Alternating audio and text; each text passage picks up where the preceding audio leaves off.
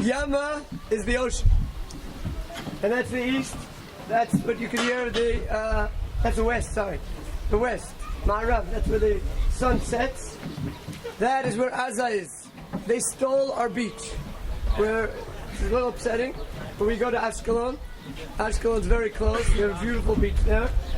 But it used to be, we thought of building maybe a little tunnel to try to get straight to the beach. But as we were digging, we heard that they're also digging, so we stopped all that. We think in general that we have to divide the country. How many? We can't fight forever. And we have to come to some type of arrangement. And we came up with something very original. They could take the bottom, and we'll take the top. The bottom means that's where they're good. They're good at the tunnels. They're good at underground.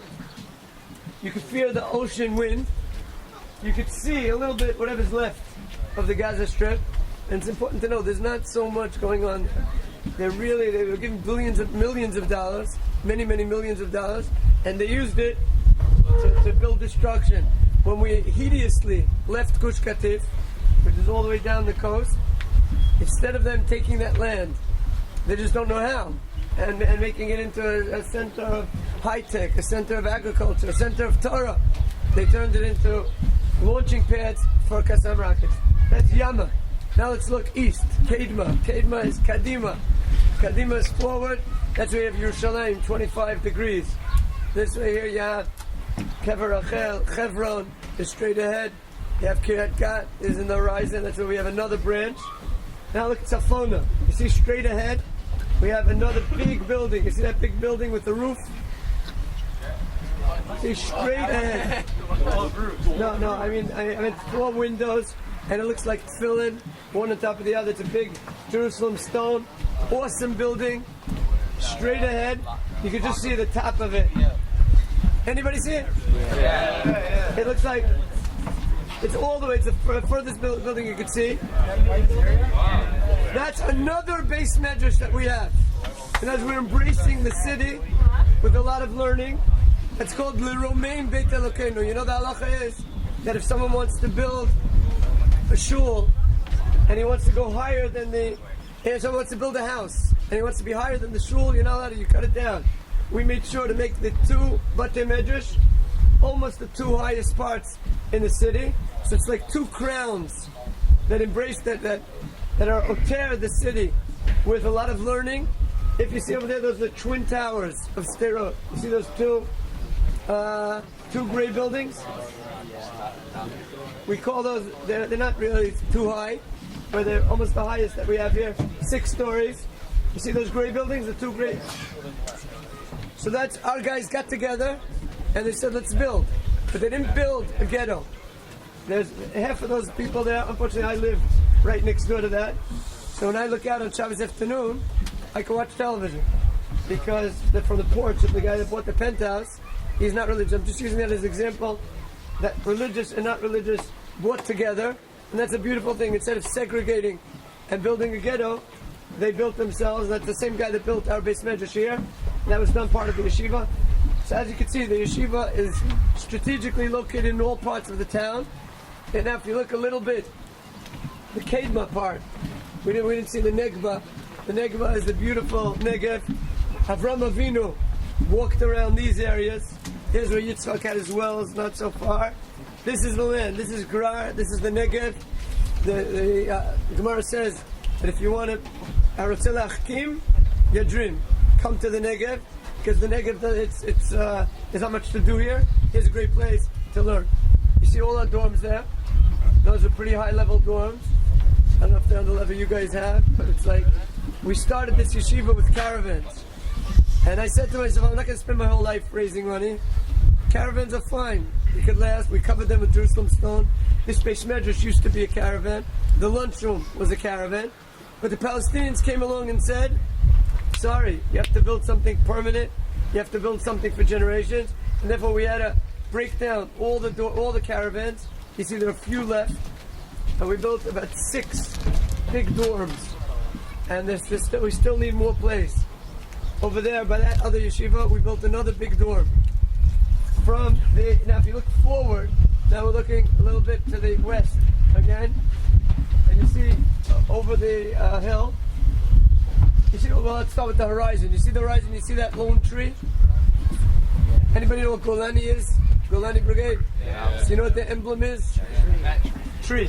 So it's that tree. What? That's called the Golani tree. We're not sure it was created like that, and HaKadosh Baruch Hu created the Golani tree, or someone groomed it. Whatever it is, that's called Eitz Golani. If you want to take a tour, come down here one day, take a nice walk to Eitz Golani. From Eitz Golani, some people call it the lone tree, the Eitz Aboded. From there, you can really see the whole Gaza Strip. Here also you could, if you see the terrain, that's the Gaza Strip. They're very close, they're less than a half a mile away. Half a mile away from the most northern part. And the Palestinians said to themselves, they're targeting this city to make it into a ghost town. And they almost succeeded. We're not letting them. We're turning it into a capital of Torah. And they try to destroy, they can't keep up with the pace of all the buildings. See all those cranes? There used to be a lot more, but there was a lot of building that was already done. Those cranes are the nicest sign, because that's a sign that we're building. They try to break our spirit. They didn't realize that the spirit is thousands of years old. It's something unbreakable, something that's resilient, something that's much stronger than the cowardly Palestinian neighbors that crawl around like ants in tunnels all over. Now the real threat today to Sderot is no longer Qassam rockets. We can tell you today that we won. They tried their best. They tried their hardest. Almost 15,000 rockets around this whole area, and it didn't work. But all it did was, they can't believe their binoculars. They look from there and they say, wait, I thought we knocked you guys down. You're building another dorm? You're building, you see that building? That's going to be, you see that nice building? Looks like the Jerusalem Great Synagogue. Looks like the Plaza Hotel. See it?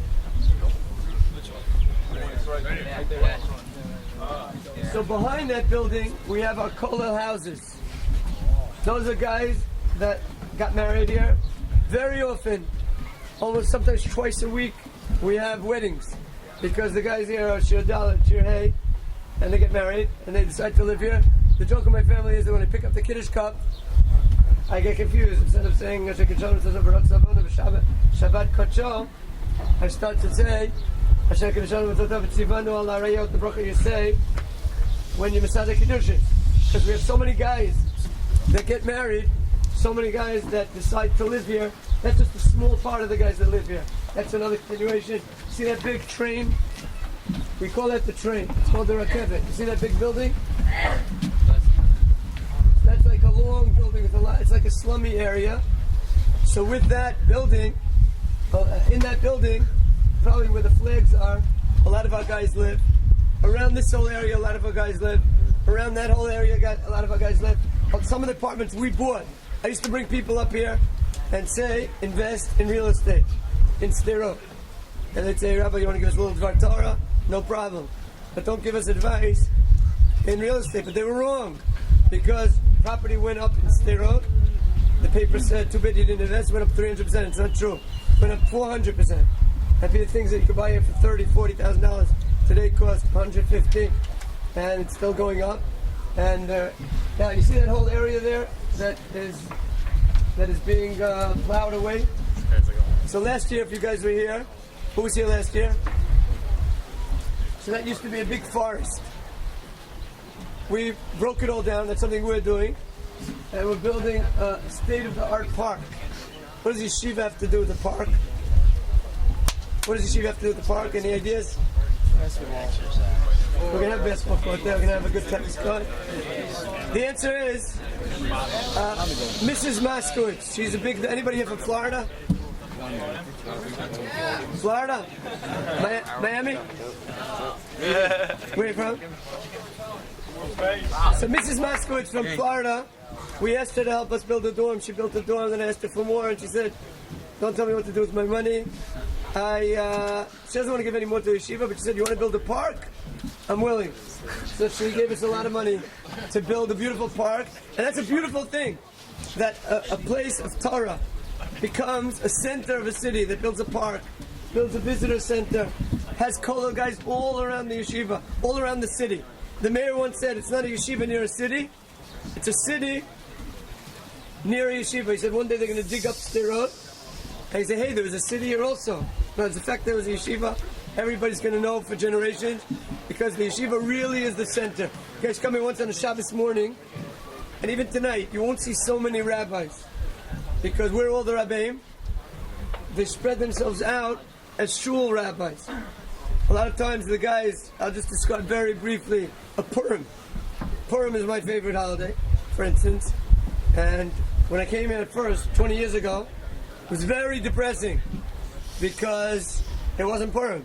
You walk outside, it's like a normal day, and you don't see anything that has to do with Purim. Shalom Aleichem. And so luckily in America we have, you have 2 days Pesach, 2 days Shavuos. Shalom Aleichem. You have, but in Israel you have 2 days Purim, and that was good because I could always go to my parents for the second day, at least have a normal Purim. But today it's not like that anymore. Today, if you were to come this Purim, we went into the police station, and we took over the office, went into the bus station, we stopped buses, stopped cars. The town, Ha'ir, Sderot, Sa'alav V'Samecha. The entire city of Sderot, because people say, how do you succeed so much in making such a difference in the town? A difference that you're going to see tonight, that the mayor of the city, he used to be the director. Very soon a chief rabbi is going to come from the yeshiva. So you have a chief rabbi, a mayor, very involved in the school system, very involved in the shul system. How do you do it? The answer is, I don't do it. It's when you have hundreds of guys that learn and that are filled with energy and that are imbued with a real desire to take over a city and to bring Torah to a city is something, by the way, that's not only happening in Sderot, it's happening in Mitzvah Rabban, it's happening in Yerucham, it's happening in Dimona, it's happening in Ma'alot, and it's happening all over the country, that Hesder Yeshivot are centrally, strategically located, and they could change a city. So if you look down there, you see our Qassam Rocket Menorah. So there are 4 concepts behind that Qassam Rocket Menorah. Anybody here live in Lawrence? Yeah, Have to. So you saw it? Huh? So that's becoming a worldwide figure, a worldwide symbol of everything that we stand for, and it's the light of Torah, the light of learning, the light of building, the light of the fact that we believe that the Qassam rockets are merely pieces of metal, and we're not scared of them. They can hide in their tunnels. We'll blow it all up. We're much stronger. We're going to continue to push ourselves further in building a lot of Torah. And when you look at those rockets, it's just like similar to when Moshe Rabbeinu was told by HaKadosh Baruch Hu to take the Nechash HaNechoshet, to take the serpent and make it out of copper. They were all scared of serpents. What HaKadosh Baruch Hu say? Make the serpent out of copper. You know, you're familiar? That's the symbol in the army. You're familiar with Golani? You said you are. What's the symbol of Golani? The tree. What's the symbol of Chofshim? People that are involved in medicine. So it's the serpent that Moshe Rabbeinu was told to put on, to make out of copper. What's the whole idea? That you look at the Qassam rocket, you look at the serpent, and you say you're powerless. If HaKadosh Baruch Hu doesn't want it to work, it's not going to be able to do anything. And that's something that we live for them to see. We want the Palestinians to see it and to know that we're here to stay, that we're going to build more and more places of learning. There's, and this we tell every year, we'll say it again. There were many hard years here in Sderot that it was very hard to stay here. Imagine, everything is caravans and the Qassam rockets raining all around. We once brought Alan Dershowitz. He's a big lawyer. He happens to be a cousin. We just brought him to speak at a dinner just a month ago. And he reminded us again, he came here, it was an awesome time. He came here on Purim. Describe to you what Purim is. But then it was a Purim, the Qassam rockets were falling all over. And we were in the lunchroom that you're going to be in tonight. And the singing drowns out the Qassam rockets. But I brought him in. Now Purim is a very special time. Purim night. Because all the guys, that's time that they start to drink. And then when you walk in, we have it planned out, they all crowd around. So I was with Alan Dershowitz. He never saw anything like it. He said, they made an awesome impression. He said that Bernie Sanders, for instance, he spoke against him. He said, how dare he judge Israeli soldiers without visiting Sderot? He said, he's the one that brought Obama. he's going to try to bring Clinton and Trump to Sderot.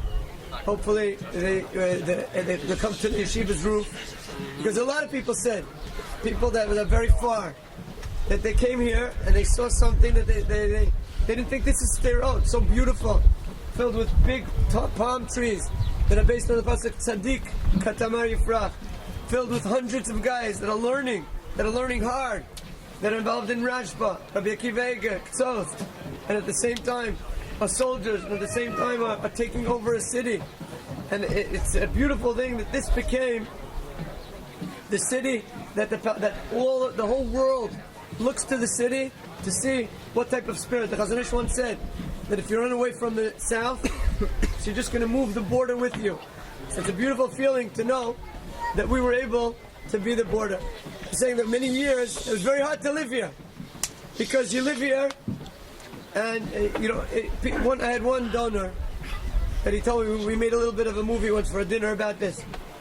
He's a guy who learned in a yeshiva, but he's a very big, wealthy person in America, and he doesn't believe in us at all. It became a challenge to try to break him. I tried again now, I still didn't succeed. I called him up.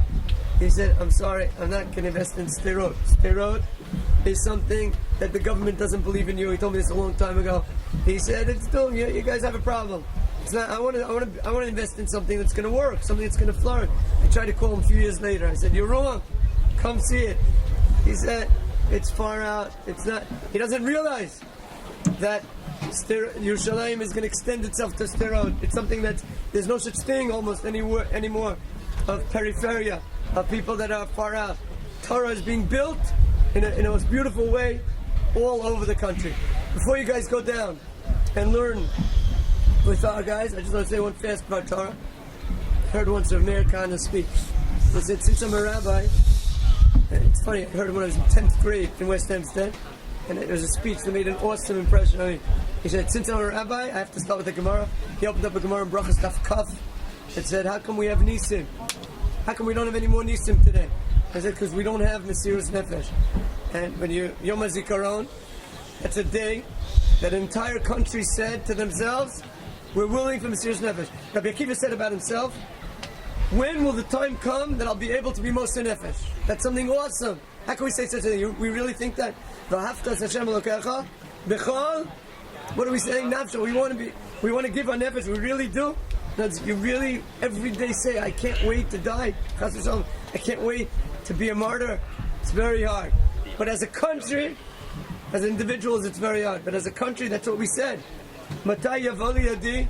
When will we be able to be a Jewish army and to be able to be Moshe Nefesh and to be able to be Mekadesh Shem Shamayim? And that's something that's happening today. And that's something that you all are part of. And you're always invited to come here. You can write down my phone number, 052-60-71348. It's 05260. No one's writing it down? You don't have to. But you're invited to come whenever you want. 052 60 052-60-71348. Shir HaMa'alot B'Shuv Hashem et Yeshivat Zion Hayinu Kecholmim. We'll talk about this probably downstairs a little bit. What does it mean, Hayinu Kecholmim? 3 Perushim in the Rishonim.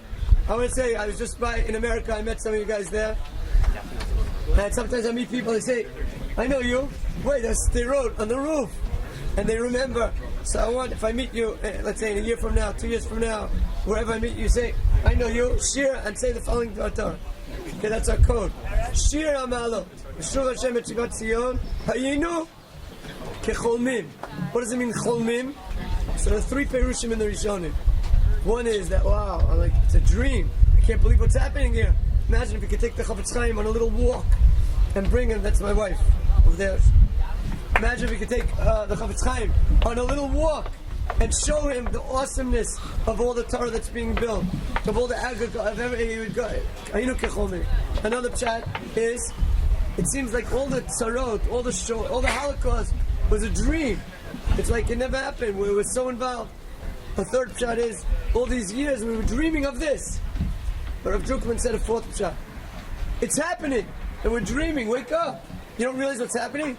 You don't see it. You're living you're in a daze. You're just involved in your day-to-day routine. Don't you see what's being created here? Don't you see the awesome? Don't you see that Tanakh is coming alive? I don't know how Rav Soloveitchik described it, that when he, right after the Holocaust, before the state, he said he used to take a train. By the way, there's a train. See that train station? It's very hard to see it, but it's exactly where my hand is pointing. There's a train station. It looks like a wing because it's underground. And that's a train. I had to go to Tel Aviv 2 days ago. Take a train, you're there in 50 minutes. And you can learn on the way. It makes Sderot no longer some hick town. But anyway, what did it have to do with the train?